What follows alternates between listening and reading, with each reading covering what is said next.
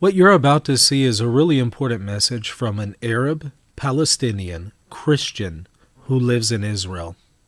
They have a really important message and perspective. In fact, this person recently spent a whole day in a bomb shelter and even had their car destroyed by a missile. This person has a lot to offer when it comes to the situation with Israel and Palestine from a Christian's perspective and from a Palestinian perspective. Now, I've altered their voice and also distorted their image for the protection of their identity. Please watch this with an open heart and pray for peace. I apologize in advance for my bad English. I hope you'll understand me. I'll try my best, I promise. I'm recording this video because I feel that in the midst of all this fake, misleading information going on the different media platforms, it's my responsibility to try to convey to you a more realistic picture about my country, Israel, especially in the current situation. Unfortunately, I can't reveal my identity to you for the safety of my family and mine, considering the zero tolerance policy of Israeli government these days towards Israeli Arabs trying to express themselves, even on social media. That might cost us losing our jobs, losing our college degrees, jail time, and even losing our citizenship. So I'll introduce myself to you as a Christian, Arab/Palestinian, Israeli. I know sounds complicated, but yeah, as everything in my country is complicated.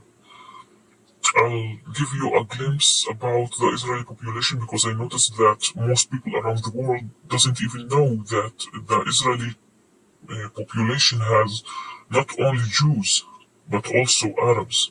In fact, we are about 22% of the total population in Israel. So Israel mainly consists of 74% Jews, as the majority, of course. We have 22% Arabs, which consists of 18% Muslims, 1.9% Christians, which is about 185,000 Christians, and we have 1.6% Jews. And of course, there are much smaller ethnic minorities, such as Samaritans, Buddhists, Baha'is, and I don't know, maybe a lot more. Christianity has been always part of this land since the beginning of Christianity, and we have a lot of archaeological sites that can prove that.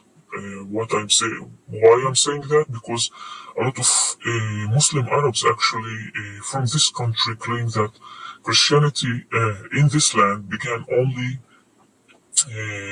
at the 1920s when the British Mandate started. So it's easy to prove wrong. I think every place in this land will prove them wrong, and actually we have churches that existed even before the Islam existed. So it's easy, very easy to prove wrong. This land, of course, passed through thousands of years of different occupations, including Ottoman Empire, British Mandate, and finally the Jews who started coming in the 1930s to this land and actually started by living together with Palestinians. Little by little started to buy lands from Palestinians. And yeah, a lot of you will come after me in the comments saying that they never did that. Well, yes, they did that. They did sell their lands for the Jews. Part of them, of course, not all of them.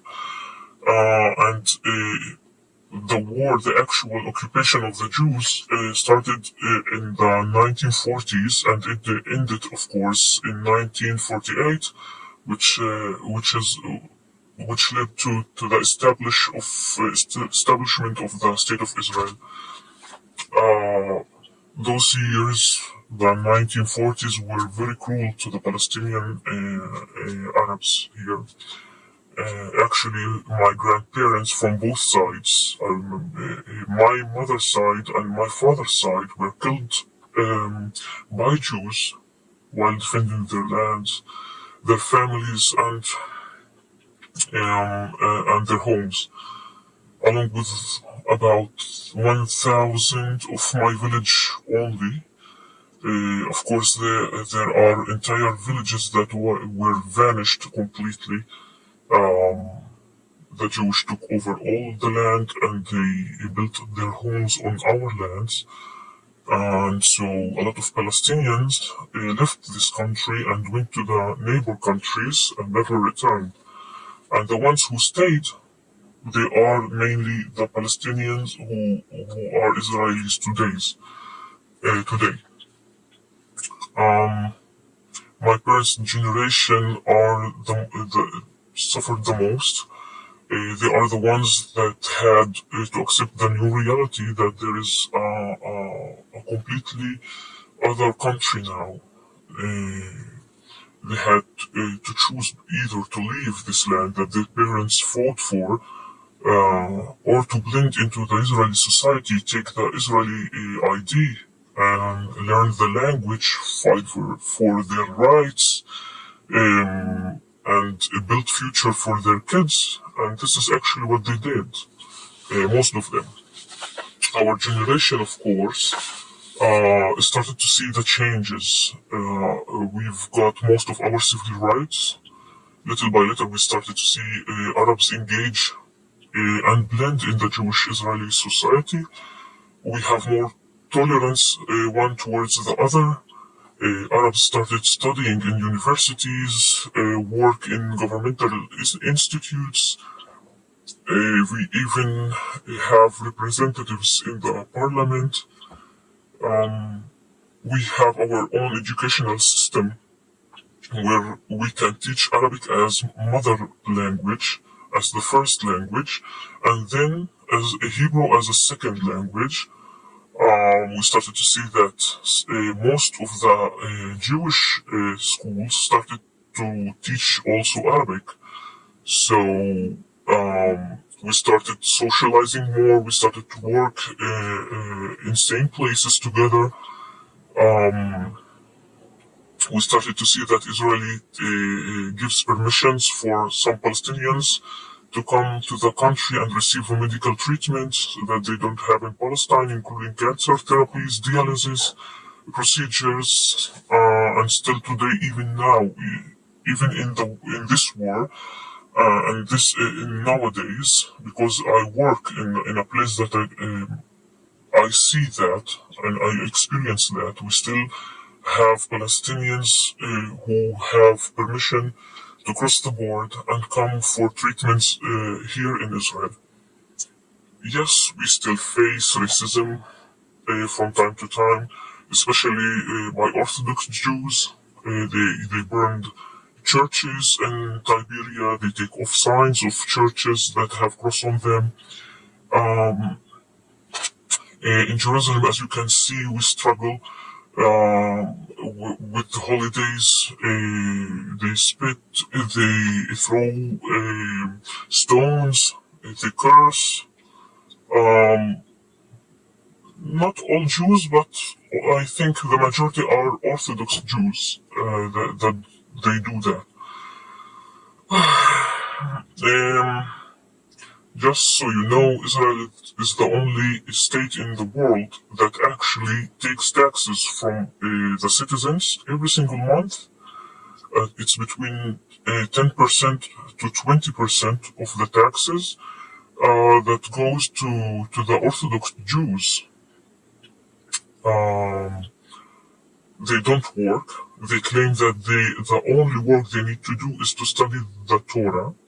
So they can get married, they can have like 12 children, and they also don't work.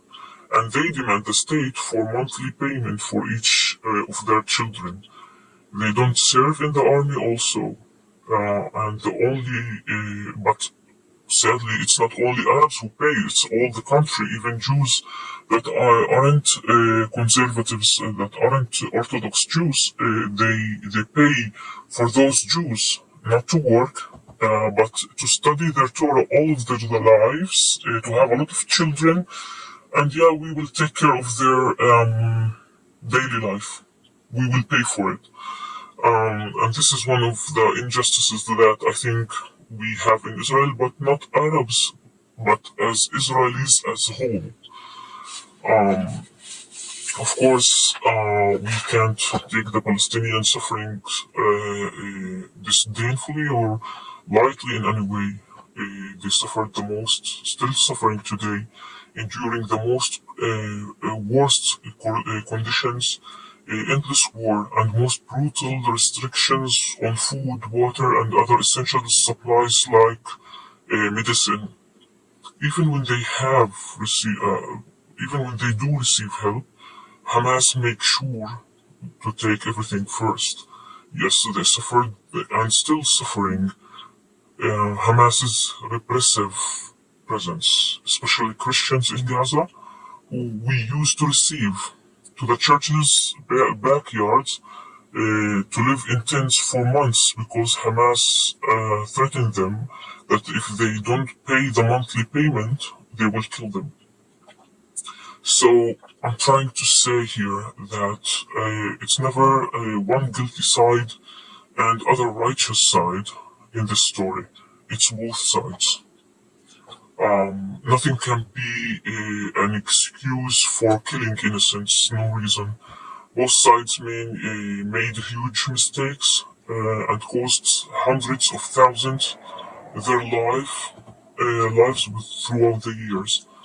For a long time, I asked myself, why can't we all live together in peace? There is enough space for all of us. The best living example of this are the Samaritans. Most people today doesn't know that they even still exist. Yes, same Samaritans mentioned in the New Testament. In fact, they have been living in this land for more than 3,000 years, and they never left. They live on Mount Gerizim, and they believe that Joshua built the tabernacle there, and this is the most holy place for them. Mount Gerizim is actually a Palestinian place. It's in the Palestinian territory. So you have Samaritans who are Jews that live in Palestinian territories. They have Palestinian ID. They speak Arabic better than me even. So this is an example of coexistence for thousands of years without war. Me myself had to go through changes. As I searched for Jesus since age of 16, I was never able to love the others or feel loved. As much I prayed for a stronger relationship with Jesus, he always showed me that he can't be present in a heart full of hatred, judgment towards the Jews, a heart full of rage, seeking the worldly justice.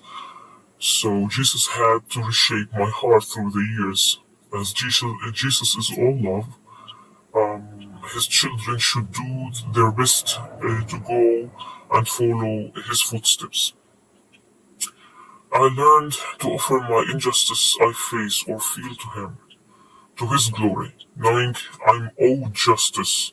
I forgive and leave the justice in his hands. You should do the same. You should pray for peace, not to stand with one side against the other. I mean, Jesus was born and lived in a time where the Roman Empire ruled his country. He was tortured and crucified by them. Yet I don't know any place in the New Testament where Jesus talked about freeing his land from them. Did he talk about casting them out because his land was promised to Jews by God himself? Jesus always was the one who broke the rules. He was the one who approached even the Samaritan woman, talked to her about the water of life, giving her the key to the salvation when Israelites back then were forbidden actually from talking to Samaritans at all. So tonight I don't want it to be too long for you, but tonight is actually Christmas Eve that I can't be happy as I should. I, as so many people in this country, have to celebrate Christmas in shelters, away from home. No masses, no church celebrations. Um, I can be happy knowing that there are people that has no shelter from rain and cold, that there are starving babies, suffocating newborns because there are no oxygen nor electricity in the hospitals, knowing that there are parents in this country who actually sending their kids to fight on borders, knowing that there are thousands of families who lost their loved ones. This Christmas, I pray that all of us, as Christians, as sons and daughters of Jesus, pray for peace, love, and unity. Please pray for peace, for unity. Don't take side of Israel or side of Palestine. This is not what Jesus taught us to do. And of course, finally, I want to thank you, Michael, for giving me the opportunity to deliver my message. And of course, I wish all of you a Merry Christmas.